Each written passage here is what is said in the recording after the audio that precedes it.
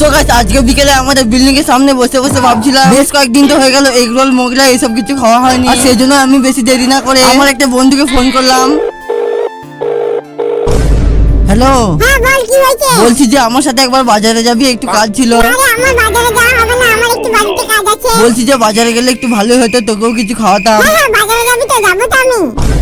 এ শালা কেমন ছেলে রে, এক্ষুনি বললো যাবো না, আবার বলছে যাবো। তারপরে বান্ধে আমাদের নিনজা স্টোর থেকে নিয়ে আসতে এদিকে রোহিত ভাই বললো আমিও যাবো চো বাজারে। তাই আমরা তিনজন মিলে বেরিয়ে পড়লাম বাজারে যাওয়ার উদ্দেশ্যে। এরপর 2-3 দিন গাড়ি চালানোর পরে আমরা সোজা চলে এলাম আমেরিকা, ইয়ে না মানে জাহাপুর বাজারে। তারপরে জাহাপুর বাজারে একটা ফাস্ট ফুডের দোকানে চলে এলাম। এরপরে দোকানে এসে প্রথমে একটা এগ রোল অর্ডার দিয়ে দিলাম। তারপরে 2 দিন ওয়েট করার পরে এগ রোল চলে এলো, তাই আমরা এগ রোলটা সাজিয়ে দিলাম। তারপরে আরো 2-3 দিন ওয়েট করার পরে এইদিকে আমাদেরকে মোগলাই দিয়ে গেল।